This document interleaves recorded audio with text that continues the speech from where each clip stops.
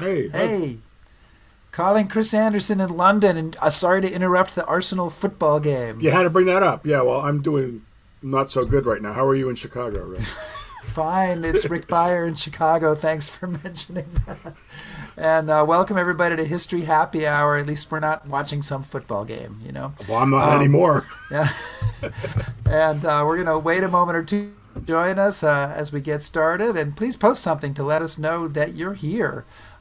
So that we can give a shout out and say hello. And we're here talking about history every Sunday at 4 p.m. Eastern on the Stephen Ambrose Historical Tours Facebook and YouTube pages. And all our broadcasts are also archived on the History Happy Hour webpage. So, what's Doug McCord's fact of the day for us here, Chris? He says, greetings from the only state east of the Mississippi that has a triple continental divide where rainfall... Okay. Wow, Doug, you are really digging down deep there. But we appreciate it. We appreciate it. Okay. And we got quite a crowd. We got Jim Latin, Duncan, Ken, and Joe, and bunches of people. Chris, while people are joining us and adding on, I wanted to say today's a very important anniversary.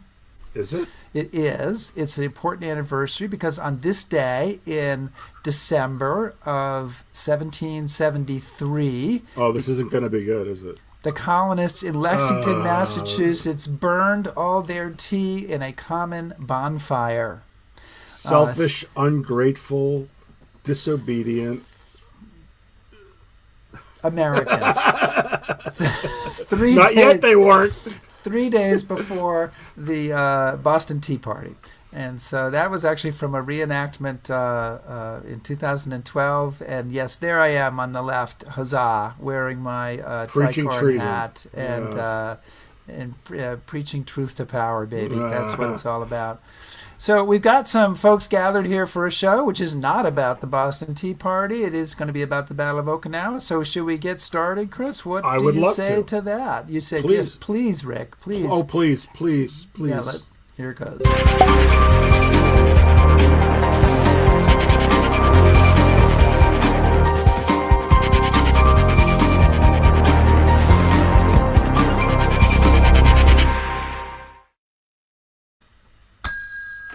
The bar And is the open. bar is open. Our topic today is the Battle of Okinawa, which has been called the last major battle of World War II.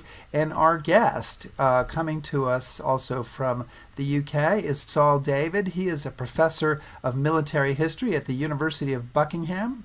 Is it Buckingham? Buckingham? How does one say it? Buckingham is All right, good. Buckingham. Buckingham will do too. Okay. He'll cut you some slack, Rick. And a prolific history author. I can't even count how many books he's written. So we'll just focus on the most recent one, which is Crucible of Hell, The Heroism and Tragedy of Okinawa, 1945. Welcome to History Happy Hour, Saul David. Professor Saul David, what are you drinking? I'm drinking a glass of red wine. It's partly because of the time, Rick. We're about 9 o'clock in UK time. I've just had dinner and we had a very nice roast beef, and with it I had a little bit of red wine, but not too much, of course, because I knew I'd be chatting to you guys. Excellent. And Chris, what have you got going there today? Well, I have a pint of cider, and I knew I would be chatting to you, Rick, so I made sure it was a big, tall pint. All right. Well, I'm just drinking a beer as usual. So, it's all good stuff there. So I want to start off talking to you by quoting with a quote that's actually in your book from Hanson Baldwin, famous military correspondent of the New York Times, also a military historian in his own right. And I'm abridging this very slightly. He wrote, "Never before had there been, and probably never again will there be, such a vicious, sprawling struggle. Never before, in so short a space, had the Navy lost so many ships. Never before, in land fighting, had so much American blood been shed in so short a time, in so small an area. There have been larger land battles, more protracted air campaigns, but Okinawa was the largest combined operation in a no-quarter struggle fought on, under, and over the sea and land." So starting out, give us a sense of why this battle takes place, why it's so important, and why it was important for you to tackle it. Well, I think the first point to make, Rick, is they didn't know what was going to happen next at the time. So the reason they fought the Battle of Okinawa is it's another stepping stone on the way to the Japanese home islands. What we realize, of course, and the quote you've just given sums it up so pithily, is that it was actually a really seminal moment in the Second World War. But no one who was involved in the planning of it, and indeed in the fighting of it, realized that. So we always have to remember this as historians, that things unfold in real time. And their decision to choose the island of Okinawa was purely based on its geography. It was the culmination of this long strategy that had started in Guadalcanal, which is that sooner or later, we're going to get close to the home islands. And Okinawa, being the most southerly Japanese prefecture, was the place that they were ultimately aiming for. I mean, they could have gone elsewhere. There was talk about going to Taiwan or Formosa, as it was at the time. They were even thinking of going to the to the Chinese mainland. But Okinawa, when you look at the Pacific Ocean, makes complete sense. It is 400 miles south of the most southerly Japanese home island, that is Kyushu. And it was a location, if they could take it, that would provide not only a floating, a large floating aircraft carrier, but also a naval base for the final strike on Japan itself, which was scheduled, it needs to be remembered, for later that year. That's late 1945 and early 1946. So just to stress the point, no one who fought or even planned the Battle of Okinawa realized that it was going to be the final battle of the war. I know that's an obvious point, but we sometimes need to remind ourselves of that. Yeah. So one of the things I'm curious about is, obviously, you're English. Okinawa is an iconic American battle. And so it's unusual for Americans to hear a different accent talking about this battle. I guess an equivalent would be, an American writing about the Battle of Waterloo. We can certainly do it, but it's different. What do you think that you brought to... Well, first of all, what drew you to looking at this battle? And what do you think you bring to it, seeing it through English eyes or from a different perspective? Yeah, it's a very good question. It's probably a question my American publishers were wondering, actually, when they received the pitch from my agent and we first had that initial chat. I think from my perspective, the interest for me as a military historian is I didn't know much about the Pacific War, and I think you can stretch that to the whole of the British reading public. Certainly people interested in military history, we tend to concentrate far too much on what's happening in Europe. We see it as the be-all and end-all. It was interesting looking at the two anniversaries this year, both VE Day, Victory in Europe, and VJ Day, and the one that got all the attention was VE Day. Now, to the extent that people almost imagine that the war ended at VE Day. So one, I was definitely filling in a gap in British knowledge, but I was filling in a gap in my own knowledge. So that's the reason I got interested in the first place. But much more pertinent is what can I bring to the table? Because if I can't bring much, why bother doing it? And a couple of quick points to make there.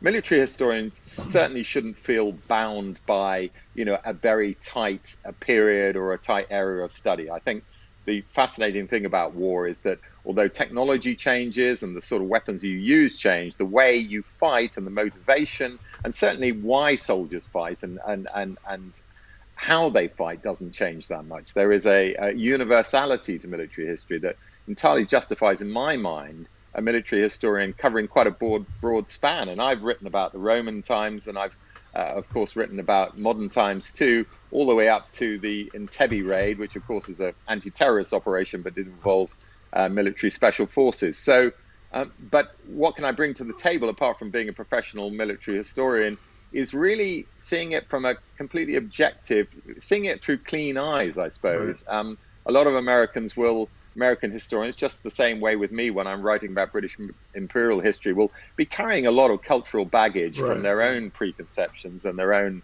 sort of sense of their culture and how history is unfolded. And I think when you look at it with completely fresh eyes, like I did, you may bring in a slightly different perspective. I'm not saying for a second that American historians have been insensitive to the Japanese. side of things in the slightest. I wouldn't suggest that for a minute. But certainly for me, because I'm not American, it was much easier for me probably to look at it in the round from the Japanese, the Okinawa, and the American perspective.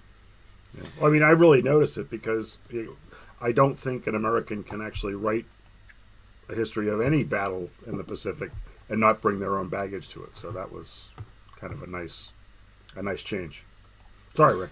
No, all good. So I want to talk, and I think Chris wants to talk too about the commanders in this battle, and get a kind of both a sketch of them and sort of how they did. But I want to start off by one just amazing fact that I don't know if it struck you, Saul, the way it struck me, that the American commander in this battle, his father was a Confederate general in the Civil War. I showed this to my wife and she said, "What's his name?" And I said, "Simon Bolivar Buckner," both of them, because it's senior and junior. And that is an amazing fact all by itself, isn't it? Amazing detail, actually. And I did a double take, actually. I thought, well, presumably it's his grandfather, and I double checked it.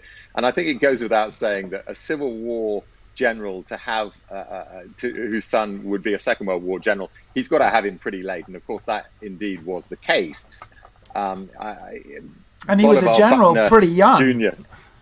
And he was a general pretty young, exactly. So it's interesting. I mean, the career of Buckner Jr. is very impressive, both in terms of his achievements during the Civil War, but also, he had an interesting political career. He was running for office well into the end of the 19th century. And I think all of this matters, actually, Rick and Chris, because what it added up to is an awful lot for the son to live up to. You often find this, and it could be in a sporting family, it could be in the military, it could be in politics. But when you have a son of a high achiever, it puts added pressure on that son to prove himself, frankly.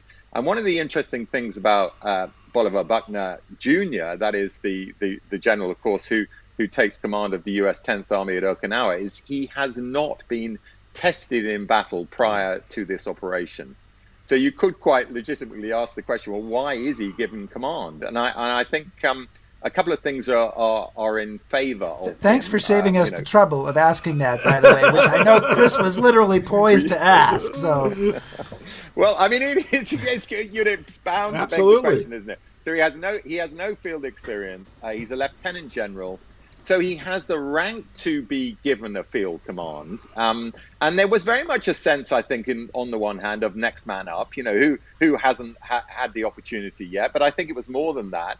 I think what was going on in the Pacific at this time, which is well known to any students of the Pacific War, of course, is that there was a lot of bad blood or competition between the Navy and the Army, and the Marines, of course, being part of the Navy. And there was very much a sense that this battle, with a large number of U.S. troops involved, needs to be commanded on the U.S. Army troops, involved, needs to be commanded on the ground by a U.S. Army general. So probably the obvious man to take the job, certainly in terms of his experience, was Holland Smith.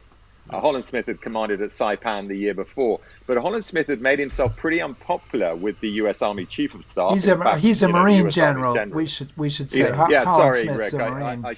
I should have made that point. He's a Marine general, and Holland Smith was very experienced and he was very good. I mean, he was very aggressive.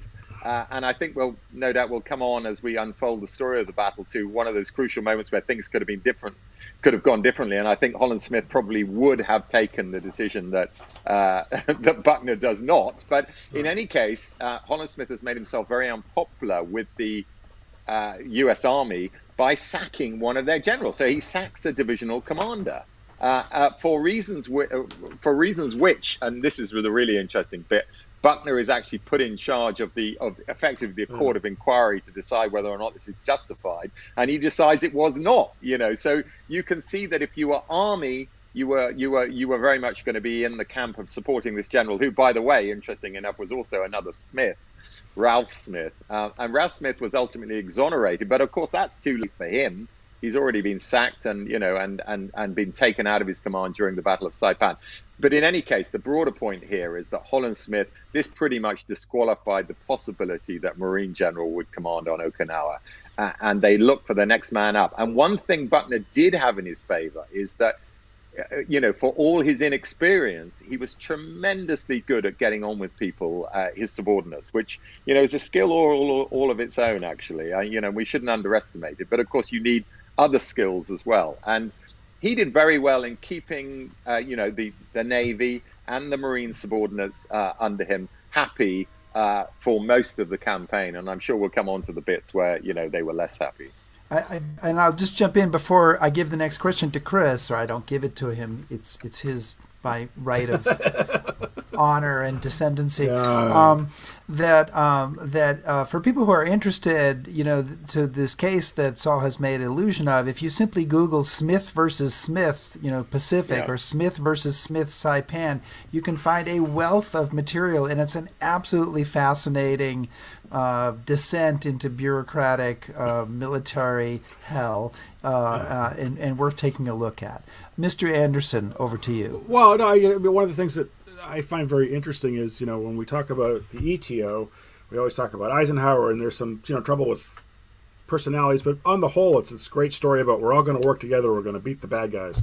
But when you look at the Pacific War, it just seems to be no cooperation, and most of the senior commanders are all American, but there's still no cooperation. But when looking at the commanders on both sides, and I would like to get a little bit into the Japanese side of this, it seems like they pick commanders that totally disregard all their past experiences. I mean, by this point, they've been at war in the theater for about 4 years. So they pick Buckner, who's never commanded, really. He doesn't take advantage of the lessons learned at, say, Saipan, Guam, whatnot. And then Ushijima, who is kind of an on-again, off-again, yeah, I'm going to command, no, I'm not, yes, we should do that. And it just struck me, and I'd kind of like to get your thoughts about, you would think by this point in the war, climactic battle, both sides would have been saying, we really got to get the A-team in here, guys. But it doesn't seem like there's a lot of A-team in the commands on either side. No, it's a very good point. We talked a bit about Buckner. I'll happily talk a bit about Ushijima now. I mean, he was a man who had experience. He had a bit more field experience than Buckner, actually, interestingly. Right. But Chris, you've latched onto something that's very relevant to the Japanese military, and that is that they did have a tradition of the senior man, the senior field commander, not actually making all the key decisions. He was effectively operating as an umpire, and he led his subordinates, particularly his chief of staff and his senior operations man, make a lot of those decisions. And actually, you can see them in this picture here. So Ushijima in the picture we're looking at now is on the left as you look, and across from him in the center of the picture is his chief of staff. And then immediately, I think I'm getting this right, immediately to his left, so to the right as we're looking at it, is his operations officer, Yahara, who plays an absolutely key role in the whole unfolding of the battle. But what you've got is a man, Ushijima, who not only is not going to take personal control of all the key decisions in the battle, because that was actually part of Japanese military tradition, not for all commanders, but for some of them. But you've also got someone who spent a lot of the last few years of the war, as things are beginning to go badly wrong for the Japanese, back in Tokyo, in charge of the war college there. So he hasn't actually had field command for the last 2 or 3 years, and he certainly hasn't had any experience of army field command, which may have played a little bit into his lack of confidence in making these kind of key decisions. You very much get a sense of they're passing the buck a little bit here. If things go wrong, I don't want to be held responsible. Although, of course, when we're realistic about the unfolding of a battle for the Japanese at this stage, if the battle goes wrong, as we are going to discover, there is the ultimate responsibility that needs to be taken. Yeah, I mean, it strikes me because, at Peleliu, on Saipan, eventually, and then at Iwo, of course, the Japanese discover, well, if we're going to attrite the enemy, we'll let them land, and then they can fight us endlessly in the hills, and then we'll cause some serious casualties. But yeah. Then at Okinawa, there's that kind of, are we going to do this, are we going to do that? And they don't do either. Or they, yeah. But anyway, I'm probably getting ahead of myself a bit. But so, Yeah, but can I just say that the irritation that Chris has is mirrored in the Japanese staff officer that you mentioned, Hiromichi Ihara, who says, we should wait for them to attack us, but the other staff officers are like, we can only wait so long. Okay, now we must attack, even though it doesn't really make any sense to do it. And Yahara is just an interesting figure all by himself, because he's probably the only reason we know what is going on inside the Japanese command. So there you go. And it's a unique situation, frankly, to have an account of a campaign of this importance and this late in the war unfolding in almost minute detail from the Japanese side. There are plenty of Japanese sources. Anyone who's worked in the Pacific War knows from very senior people, particularly back in Tokyo. There was a well-known sequence of debriefs that took place at the end of the Second World War, but we have very little in comparison for people actually in charge of operations in these various island battles. But Okinawa was unique because Yahara survived. And one of the reasons he survived is because his two seniors, Cho, the chief of staff, and the Ushijima, the commanding general, were determined that he would get back and report what had happened. And in some ways, actually, I think, you very much see this in the way Yahara is talking about, I'm jumping ahead a little bit, but the way Yahara is talking about how the battle unfolds, they're actually quite proud of what they've done. They are surprised, in some ways, at how well and how long they've fought, how much they've strung the battle out, which very much plays into, I think, the Japanese mindset at this stage of the war, which is we can't possibly win per se, but we can bloody the American nose or the Allied nose enough to bring them to the negotiating table. I think, there's no question that was the intention. Whatever they say, whatever grandiose statements they put out, that was the intention, and it probably had been since the Battle of the Philippine Sea the previous year, during the which took place during Saipan. My turn. Yeah. Okay. No, so I think since we're talking around topics, so I'll just really briefly, we want to take the island. So we have a base for the invasion of Japan, which we expect to have happen, and we'd like to seize the airfields. The Japanese obviously would like to prevent that, but they want to cause lots and lots of casualties. So, kind of really briefly, how does the invasion go, and why does it get so nasty so quickly? Just so people have some background. Well, it's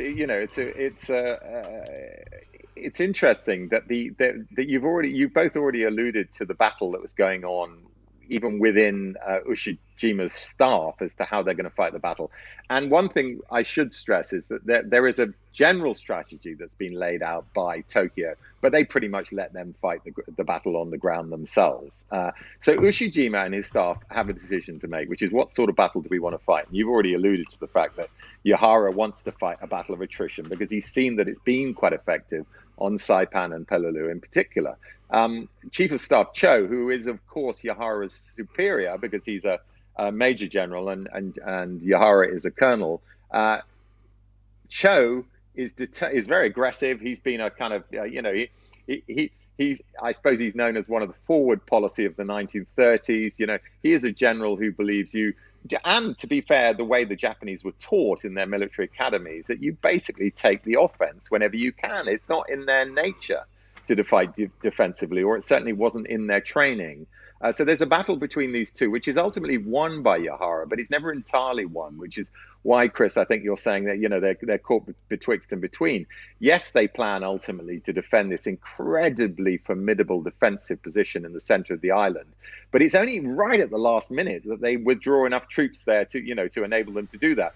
Meanwhile, they've got a few troops in the north of the island, but most of them are based in this central belt that are a series of ridge lines, which, they make the final decision to fight there only at the last minute, but actually they've been preparing that position since the previous August. So, for a good 8 months, they have been digging into these coral ridges and constructing an incredibly formidable defensive system, which fires both directions. So you take a ridge line and you move on to the next ridge line, in a normal military environment, once you've taken one ridge line where you're safe from being shot in the back, and not on Okinawa and not on Peleliu or some of the other places you mentioned, because they've dug into these defensive positions and they can fire in both directions. And they will not leave those defensive positions until they've literally been winkled out of them. They've been literally burnt or shot, or, which is why from the American side, it was known as corkscrew and burn. That was the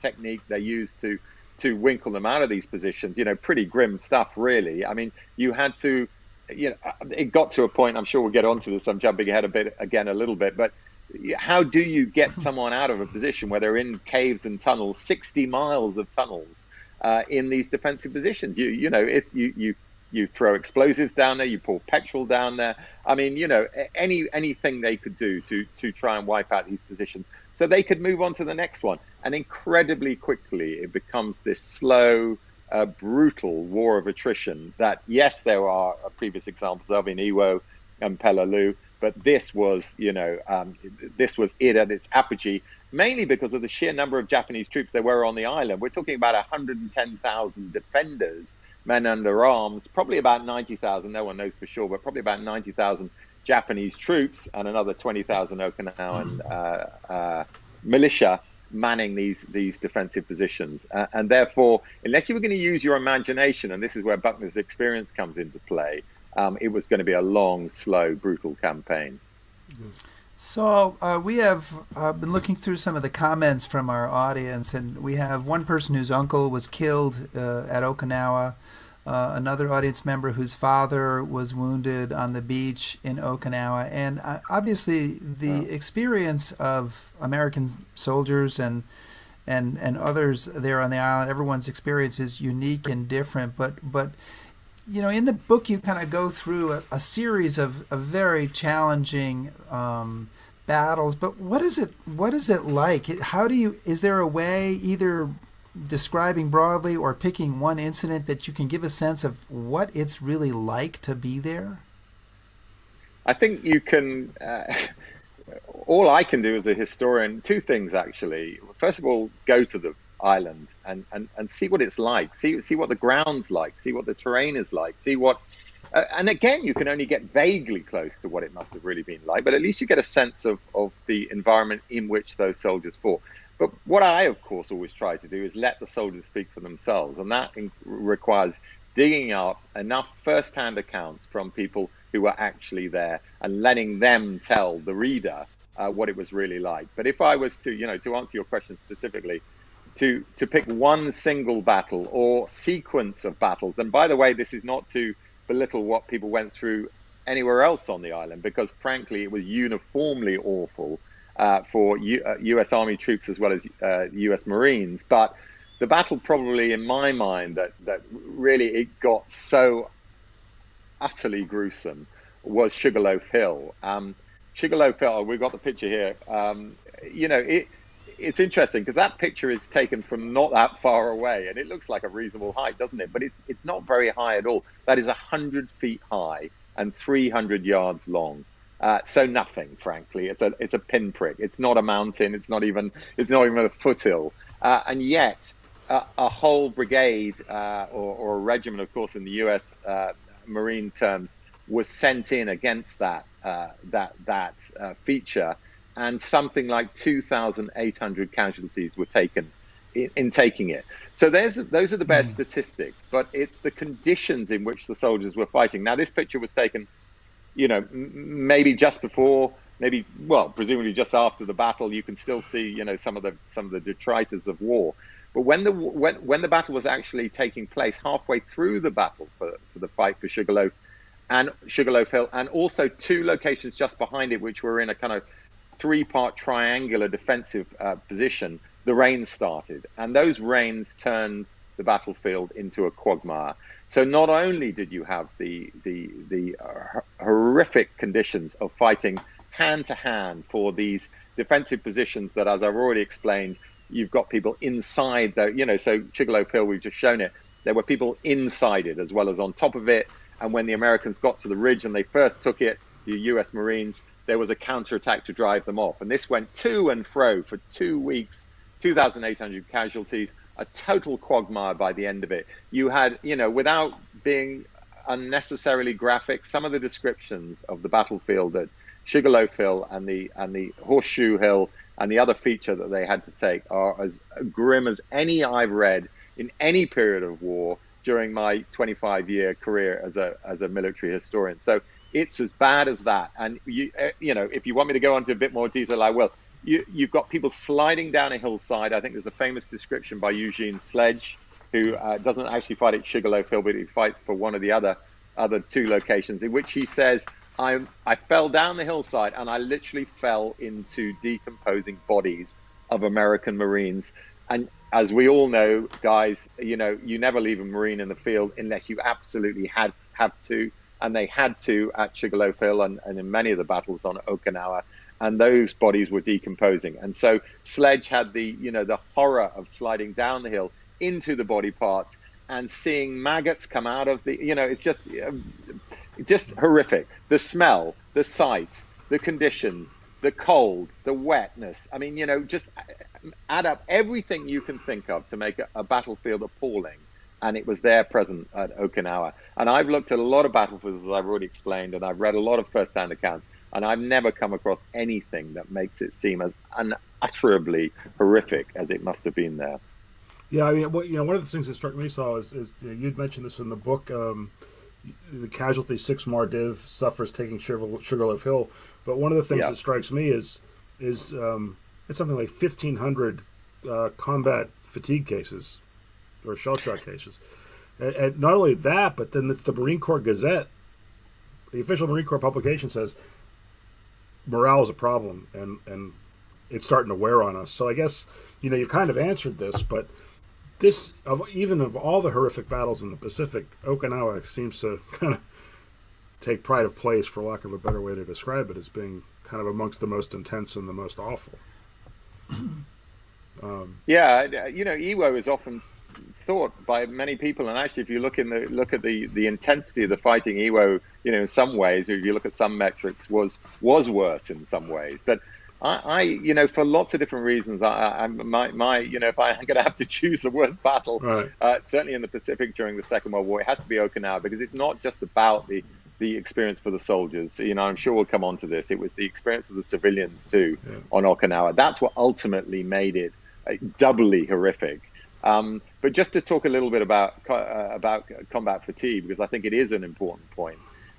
You talked about the 1,500 casualties that were suffered during the Battle for Sugarloaf Hill and the features around it. And you can multiply that, of course, for the whole Battle of Okinawa, 25,000, give or take, combat fatigue casualties. That is a third of total casualties for the whole battle. And that is unprecedented.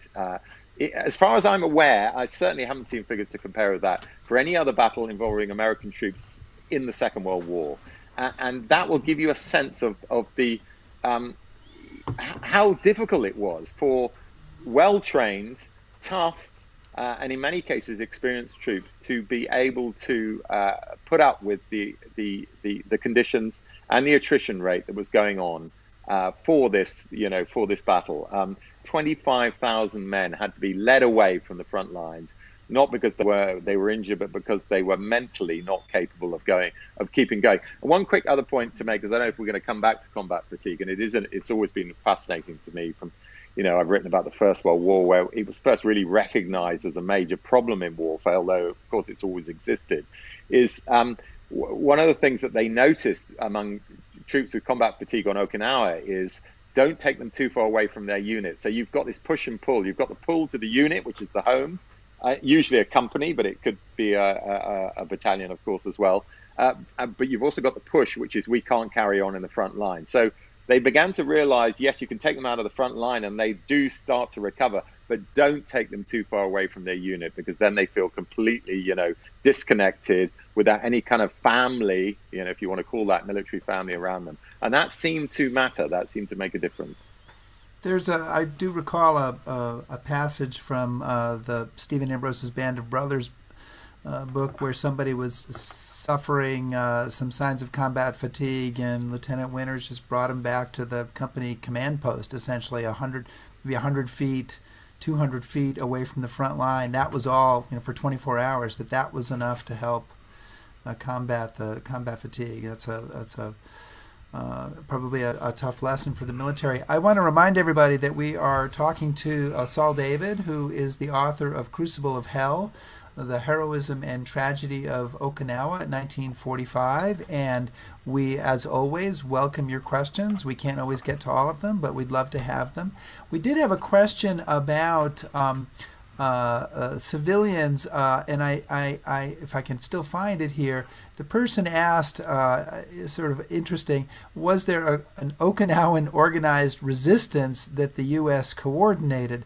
But the thing is that, Anne, thank you for that question. The thing is that Okinawa really is a Japanese prefecture, as you've mentioned, and in fact, many of the civilians who suffered horribly in this battle, I mean, something like 100,000 casualties of civilians, many of them were recruited by the Japanese. For example, schoolgirls recruited to be nurses. So give us a sense of the civilian experience there.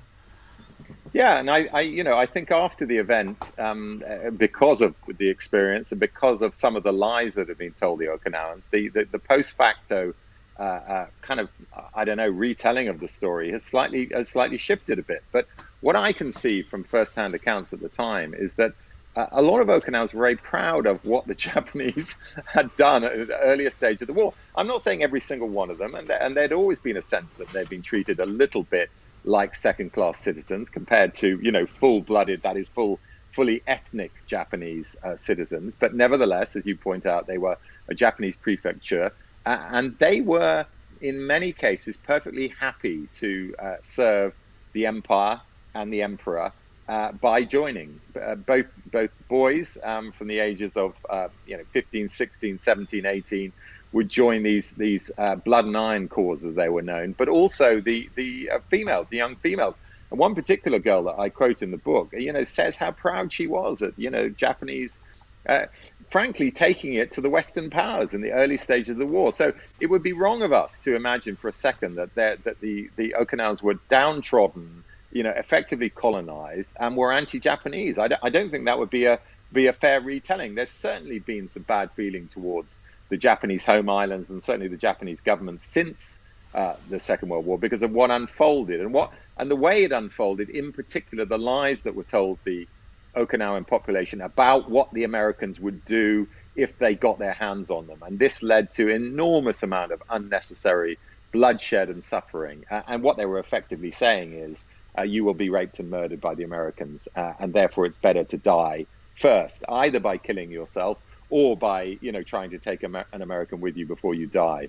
And this, by the way, was a mindset that was also, gaining, or didn't need to gain. It was felt very much by ordinary civilians in Japan proper. And of course, there's a lot of, there's a lot of brainwashing going on to create this sort of state of mind. But that's how a lot of people felt. So it was only after the war, with the experience, well, it was during the campaign of Okinawa, actually, to be frank, where the scales began to fall from a lot of Okinawan eyes because they were taken in by the American soldiers and looked after, put into camps, given shelter and given food. There were many instances, of course, where Okinawans were killed in friendly fire incidents, but rarely deliberately by American soldiers. I've seen atrocities committed by Allied soldiers, British soldiers all over the world. It happens, but generally speaking, they do not deliberately kill civilians, and that was certainly the case on Okinawa. They behaved pretty well, I think, towards the Okinawan civilians, and it was appreciated then, and it's still appreciated today. Whatever other issues there have been between Okinawan civilians and American servicemen, and I'm sure we're all well aware that this is a sort of ongoing issue right up until the current day, but there's still a feeling among Okinawans who were alive at that time that the Americans did the right thing, and they appreciate that. So one of the difficulties I have when I'm kind of planning my trips to the Pacific and I'm researching it is the Japanese are very often just those people on the other side of the hill. They're the targets or the enemy, but you don't know that much about them. And one of the great strengths of your book, I found, is you have so many Japanese accounts.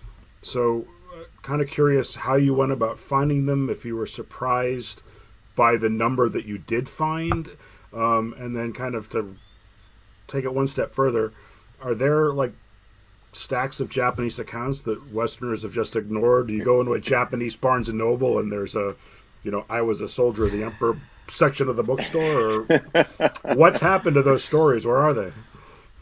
Yeah, I was surprised at how many I'd found, actually. As a historian, you are searching a new subject. You're always pretty optimistic. You think you'll find a lot of good material. But I've been warned, actually, by someone who's worked in this field, not on the Pacific War specifically, but the British war against the Japanese in a naval sense. And he said, well, there are these classifications of documents that I referred to earlier that are reasonably well known. The debriefing that took place with the senior civilians and military. And we get a very good idea, if we can believe everything we read in those accounts, of what they were thinking and why they took the decisions they were taking. But you don't get so many accounts of what is happening on the ground as far as the ordinary soldiers are concerned. And of course, civilians are another matter entirely. So I would say, actually, that the biggest coup in the book, from my perspective, was going to Okinawa itself and finding a real treasure trove of first-hand accounts by Okinawan civilians, which, by the way, had very helpfully been translated into English. Right. So I didn't have to do that were just waiting there in the various so-called peace museums. I'm sure you both know that the Japanese, since the end of the Second World War, they don't have war museums, they have peace museums, for obvious reasons. But in a number of peace museums in Okinawa, there are, some harrowing accounts by civilians. I only used a fraction of them, to be truthful, Chris. So, for any other historian who wants to flesh this out a little bit more, there's a lot of material. I mean, I've got a lot of it, but you of course got to make a judgment as a writer as to how much you're going to use. And I wouldn't say I shied away from putting in more grim detail, but it was by that stage of the book, particularly towards the end, when they're moving back towards the final redoubt at the south of the island, which is where most of the civilian casualties are incurred, and therefore most of the real drama for the Okinawan civilians really begins. That's where their story begins in any detail. I personally, myself as a writer, was kind of pretty much bowled over or at least weighed down by the amount of horrific detail I'd already had to not just read but lay out in the book. And probably I didn't want to go overboard about it. I could have done, it could have been another chapter or two, frankly. But I try to give an example of what was happening to Okinawan civilians, and I was able to do that from these wonderful first-hand accounts that are on the island.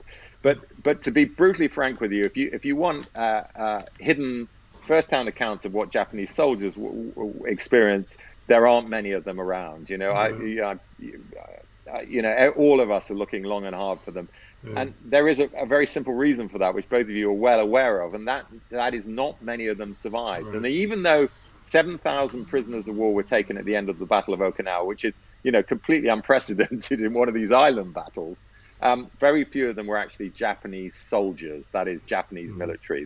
They tended to be Okinawan militia rather than Japanese soldiers. So or Okinawans in the service of the Japanese in the Japanese military. So you get very few first-hand accounts from people who fought in the Japanese armed forces because so few of them survived. We have a bunch of questions from people, and we'll try to get to a few of them here. This is a long one, but probably worthwhile. Daniel Levitt says, I've read some depictions of Okinawa written with a rather unflattering depiction of Army soldiers on the island, U.S. Army, I assume he means. Is the Army soldiers' performance really that poor? Was it a leadership problem, or was what I read just over-sensationalized fiction? It's inaccurate to say the Army performed poorly. There were instances of the Army, of certain Army troops not measuring up quite as well as they might have done. And interestingly, so I'll deal with that first, actually, just to get that out of the way. Very interestingly, Ralph Smith, who we talked about earlier, was the commanding general of the 27th Division, 27th Infantry Division, which Holland Smith, as I've already pointed out, was not impressed with their performance on Saipan. The one division that performed slightly underperformed during Okinawa was the same 27th Infantry Division. And I apologize if anyone's watching that who has relatives in this division. And of course, you're talking about a division-wide performance, and really you're talking about how they did in really close quarter, brutal fighting that anyone would have struggled to do well in. But leaving the 27th Infantry Division aside, And they were pulled out of the line and really sent to the north of the island, really for policing duties halfway through the battle. But I would say that the 27th Infantry Division aside, the Army performed as well, if not better, than the Marine troops. Now, I'm currently writing a book about Marines in the You're Pacific. a very brave man. I know, very foolish, I'm sure. The reason I mention that, though, is to stress the fact that I have no reason to belittle the performance of the Marines. I'm hugely impressed with what they've done in many of the battles of the Pacific. But it is only right to stress that the performance of the Marines on Okinawa was no more, effective than the Army troops. It's very difficult to compare light for light. It depends which position you were fighting and who you were up against. But frankly, particularly towards the end of the battle, the soldiers who were making the breakthroughs and were actually advancing the furthest were the Army soldiers. Now, the counter argument would be, well, they had the easiest defenses to break through. That may be part of the reason, but what I won't accept is this argument that the Army performed poorly on Okinawa. It simply isn't true.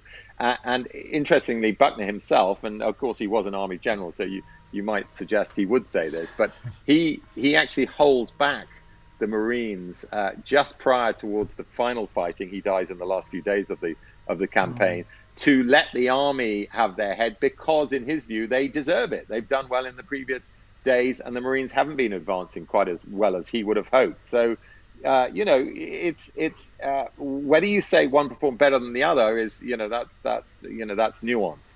But what you cannot say is the Army performed badly. You can look at Buckner's performance as an Army general, that's a different matter, but the individual Army soldiers, no. So, Rick, I was going to, why don't we pop up James's question there, because it's kind of in line with what I was I have to going to find be it. asking. Oh, see if I can do that. Which one is it? Here we go. See if I can get this right. There we Whoa, go. James Latin says, can you comment on how winning the battle enabled the war to unfold differently? What would have been the likely consequence if we had not taken Okinawa? Well, it's a bridge. I've been giving talks about the battle since the book came out last March, albeit mainly on screen like this, virtually, and no one has asked me that question. That is a brilliant question. The reason it's brilliant is because although I can absolutely justify Jim the Latin, strategy. I'm sorry, Jim Latin is He doesn't need. His head is never going to get through a door again now at this point. Well, the reason it's such a good question is because people, I've always asked, well, was Okinawa a battle worth fighting? Did it make sense from a strategic sense? Which, of course, is the big question about Iwo and Peleliu, and you can mention a number of the other islands. And the answer to that question, in my view, is it made complete sense at that time. But, of course, what actually happened later changes everything. So would the war have ended without them taking Okinawa, that is, without the blood lost on Okinawa? Yes, probably, because they would have, and I'm sure we'll come to this, in a second, because they would have used atomic weapons anyway. But go back to my previous point and never forget the point that nobody knows how things are going to unfold. So when the Battle of Okinawa begins on the 1st of April, 1945, Roosevelt's still president. Yes, the atomic weapons program, Manhattan program, has been underway for many years, but nobody knows exactly how it's going to turn out. They still don't know whether they will have a usable weapon against the Japanese. So yes, they had to fight for the island, because the logical next step is to then launch an invasion of Japan proper. But the really key date, if we're going to go into the nitty-gritty of this, is the 18th of June. On the 18th of June, by coincidence, by the way, that's the day Buckner dies on the island of Okinawa. He's got a little bit too close to the front line, and he's hit by an anti-tank shell, we think, probably, but anyway, he's hit by Japanese ordnance. And this picture is amazing, actually, because that's Buckner to the right as we're looking at the picture. He is next to a little clump of coral rock, as you can see in that picture. And within minutes of that picture being taken, I mean literally minutes, the shell comes in, hits that clump of rock, which is directly behind him, and bits of that rock and also shrapnel from the shell presumably enter his chest, and he's mortally wounded. And just a quick codicil to that picture, because it's a remarkable picture. You can see a helmet propped up between him and the officer directly behind him, who's the regimental commander of the 8th Regiment, the 8th Marines, actually, that are fighting that day. And that helmet, I'm pretty sure, is the helmet with the 3 stars denoting his rank, that he was urged to take off because the troops ahead of him could see the stars glinting in the sun. And that is probably the reason why the Japanese identified him and why they shot the cannon at that particular position. But I'm getting off the beaten track a little bit here, and I'm getting back to answering the question, which is the reason the battle may not have made a difference to the end of the war is because, as we know, they were able to test the nuclear weapons. And that crucial meeting that took place on the same day as Buckner died was in Washington. It was a meeting between the president, who's now Truman, and his senior military and political advisors. And he's basically asking them, how can we end the war? And they say, well, we're planning to invade. And the first invasion is going to go in November. And then the following one, the spring of 1946. Huge numbers of soldiers are going to be involved. And we'll take up to 1 million casualties. They don't specify that. They don't say that specifically during the meeting. They just say, we're going to take a lot of casualties. And what's interesting about that meeting is that Truman himself says, we don't want it to lead to, that is the invasion of Japan, we don't want it to lead to another Okinawa. In other words, he was conscious of not only military casualties, particularly US casualties, of course, inevitably and understandably, but he also realized that probably millions of Japanese civilians and soldiers were going to die in that final battle. So the decision is taken, and it was probably the right decision because nobody knows what's going to happen next. And by dropping those 2 bombs, of course, the war is ended prematurely, and the invasion never has to take place. So if you go back from that, you say, well, why do we need to invade Okinawa in the first place? Because they didn't know what was going to happen next. As I said at the beginning, history unfolds as it does, and all you can do is make a decision with the information you have at that moment. Which is why history is so interesting, because once you realize that it can go in any direction, it's not just a bunch of dead guys and what they did that's written in stone. It's this constant moment of contingency, and we don't know where it's going to go, and that's why it's fascinating. We're running low on time, but I want to ask just, and that question would have been a great closing question, but I do want to put one question behind it, which is we really haven't talked about it, so maybe you can talk about just a little bit the naval part of this battle, because as amazing and gruesome and compelling as the island part of the battle is, the United States Navy is there in great force, takes great casualties. That's a big part of what's going on at Okinawa as well. Yeah, a huge part. And I try to give the Navy their due in the battle, because it is some people have described it, I'm sure you could quibble about this, the greatest amphibious battle, that is air, land, and sea battle of all time. And people with D-Day may quibble about that, of course. And certainly the numbers of ships at D-Day were more, over in Western Europe. But what you've got at Okinawa is an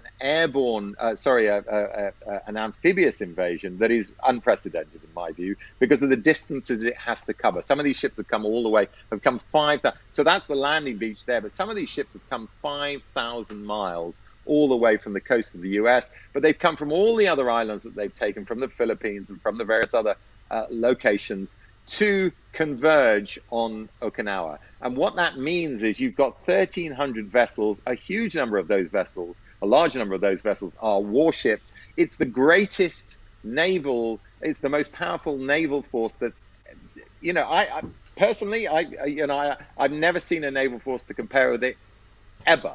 There are 20 aircraft carriers on the US side alone. The British have another 4 aircraft carriers. And those are just the big ships. And then there are the battleships, and then there are the destroyers.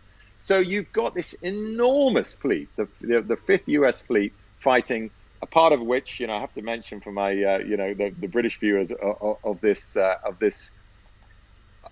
broadcast going out, there was also the largest British naval fleet that congregated during the whole of the Second World War, that's really playing a bit part. So that gives you a sense of the scale of the naval challenge. So what actually happens? Well, what's fascinating about the Japanese strategy? We've been talking really about what's been going on the island itself, but the Tokyo's theory about how to defeat this huge invasion force is to launch a massive kamikaze attack. Yeah, I think it's well known that the Okinawa is really the apogee of the kamikaze effort. 2,000 sorties sent against these ships, and here's just one particular, so this is a strike on one of the U.S. aircraft carriers. I think that was the 11th of May, off the top of my head. It's the Bunker Hill, right? Guys, yeah, that's right. That's the Bunker Hill on the 11th of May.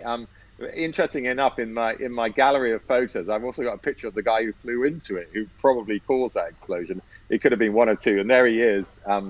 Whose name slips my memory for just a second, but Ogawa. That's him taken before, Ogawa, and that's him taken before he takes off. And the plan for the Japanese is to sink enough of the big ships, the capital ships, the battleships, and the aircraft carriers to force the fleet to leave. And if the fleet leaves, the theory is, no supplies for the guys on the ground, and sooner or later the Japanese garrison will be able to mop them up. I mean, it's hopelessly optimistic, because of the sheer size of the US fleet. But one of the reasons it has even less success than it might have done, because they do, as I say, launch 2,000 separate sorties of single planes with 500 kilogram, 250 to 500 kilogram bombs strapped to them, and they're intending to fly directly into these capital ships. And one of the reasons it doesn't work is because of the number of ships, as I say, but also because of the very clever picket system the Americans construct. And they'd used previous battles to perfect this system, the command and control system that they used since Philippine Sea. I mean, it was brilliant. So that as soon as you spotted incoming, you could send up CAPs, the combat air patrols, to intercept them. But you also had this picket of radar ships that actually, ultimately, and the reason they worked so well is because they drew the kamikaze down upon them. In other words, the kamikaze attacked the first target effective they came to. And one of the reasons they did that is because at this stage of the war, they had very few experienced kamikaze pilots left. So these were inexperienced guys, not brilliant flyers, and we've got a job to do, and we'll take out the closest ship. And they tended to be destroyers, which is why the U.S. destroyers suffered the most casualties during the battle. So we have time for my last question, Rick? Go for it. All right. So first of all, I would like to know how do the Japanese remember this battle? And then following on from that, how should we, the Western Allies, remember the battle? Well, Japanese first, because of Yahara's accounts, they are able to get a pretty detailed understanding of it. In other words, the information is there for them to learn about the battle. And in some senses, if they were allowed to, which they aren't really, which is to big up their martial past for obvious reasons, having lost the Second World War. It was all about peace. It was, not about having an army that was aggressive. Therefore, you didn't tend to talk about even the latter stage battles of the war in which you'd fought, pretty well. But they did fight this battle pretty well, given that pretty much everything was against them. Numbers, firepower. They had no supplies. They had pretty much no air cover during the whole of the battle. So I suppose what I'm really trying to say is there's a disconnect between what they could remember and what they do remember. And one of the reasons why I was, very pleased to hear the news that my book was going to be published in Japan is because it would have meant that this sort of story, told from all sides and told in as sensitive a way as I could manage, would be known to a Japanese public. I think it's important we understand our history, good, bad, or indifferent. Oh my goodness, Saul, we have lost you. So. You can try to come back and rejoin us. I think he is frozen solid there, Chris. All right. Well, we're try to come back in. We're gonna remove Saul here, and hopefully he's gonna dial. Oh, there he is. He's back. Sorry about that, guys. I'm back. Hey. I'm back. I know you lost me for a second. No, I was just saying about the publication of the book. But sadly, I've just heard recently that there were one or two issues during translation, and it's not going ahead now, or at least it's not going ahead with the original publishers, which is a real shame. But going on to the way the Americans remember the battle, I think that it was a battle that cost tremendous bloodshed, extraordinary bravery, and it has been, so it is remembered as an appalling battle, as the last great battle of the Second World War. It's a hugely significant battle in my view, because it really encouraged the American military and the American politicians to use nuclear weapons and therefore end the war. In other words, it had real consequences. But are the people who fought it given their due credit? I don't know. I think in some ways its relevance probably has been lost a little bit by the dropping of the nuclear weapons, and that's a shame, really, because when you look at the nitty gritty of the experience, the nitty gritties are underplaying it, as I hope I've explained already. When you look at the appalling experience servicemen who went through, but they did it. They were prepared to do it. They endured it. They survived, and they came back to the States. And of course, no one was happier. I should just make this point when people look at the dropping of nuclear weapons, they're horrified by it. But no one was happier about the dropping of those nuclear weapons than the men who'd fought on Okinawa and survived. Why? Because they were slated to carry on fighting Japan proper. Saul David, thank you so much for joining us today on History Happy Hour. And I want to remind everybody that his excellent book, which we've just really touched the surface of, is Crucible of Hell, available in all the places where good books are available. And Saul, thank you so much for being part of the show today. Thanks, Saul. Thanks, read the books, folks. It's great. Excellent. Thank you. And I want to ask everybody to just hang on for a second, because we have some important news about our upcoming experiences here on History Happy Hour. And I first want to mention that next week, just to mention briefly, we're going to have author Kate Warren on talking about an American uprising in Second World War England. So this is a story that chances are you don't know anything about. It involves the U.S. military and some unhappiness in England during the Second World War, and we're going to get into that. And then, as we've mentioned before, we're going to take a week off, and when we come back, on January 3rd, the topic is going to be war movies. And we are going to invite you to be a part of this show, because what we want you to do is to tell us what your favorite war movie is. And so here's how it's going to work. Email us at, have I got the address there right, Chris? Yes, you do. Yep. Amazing. I am a typo king. hhh@stephenambrosetours.com. Email to tell us your favorite war movie. Does not have to be one of the 5 there. That's just illustrations. And in fact, one of those is my least favorite war movie ever. I'll leave it to you to figure out. And but email us. Tell us your favorite war movie. Tell us why in a paragraph it's your favorite war movie. And then we will invite a selection of the people who respond to come on the show on January 3rd. What a moment. What a moment. Talk about it. Yes, it is your chance to be, in the footsteps of Saul David, to be a guest on History Happy Hour and talk about your favorite war movie. And Chris, it's even better. Do you know why? How could it be? I don't know. It could be better because the people who do well enough to get on the show, they will get a swag bag of Stephen Ambrose goodies. Okay, I mean what could be better? It is like heaven. Okay, so and so we ask you to email us by Wednesday, December 23rd, which is my sister's birthday, and that has nothing to do with that being our deadline. But email us by Wednesday, December 23rd. We'll post it up on Facebook again. hhh@stephenambrosetours.com. I'm just curious. Is he still here? I think so. He's still here. He's still here. He's just waiting for us. Is he here all the time? He can't wait. Yeah. So what is your favorite? I want to know, what is your favorite war movie and why? You can give people, maybe somebody can copy your comments and get on the show that way. It's tricky because there are definitely a couple in the running, and one of my earliest books was about the Earl of Cardigan.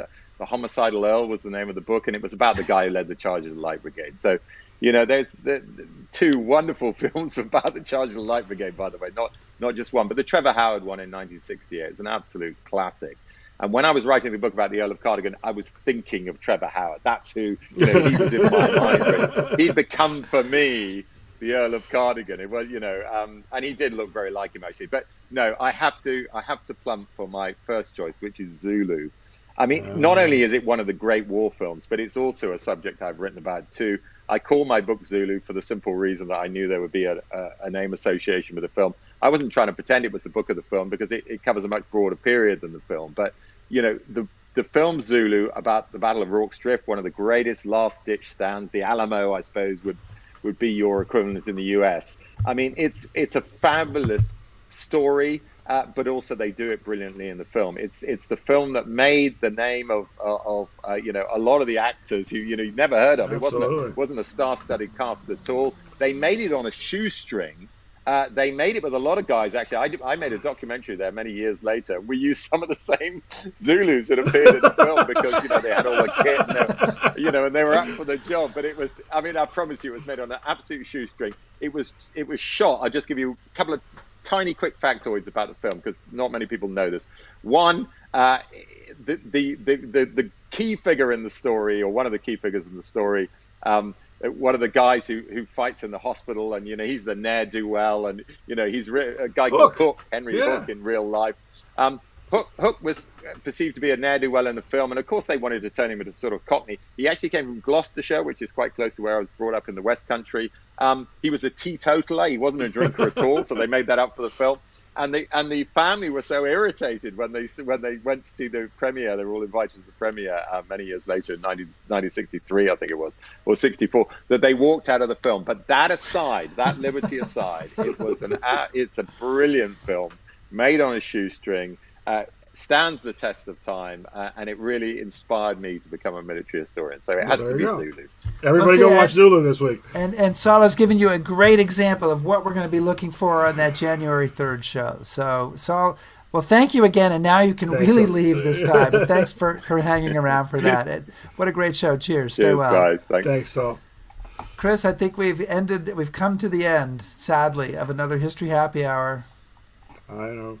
But we have one coming up next week. So we do. We have Kate Warren, American Uprising in Second World War England, and then a week off, and then more movies. We'll be with you.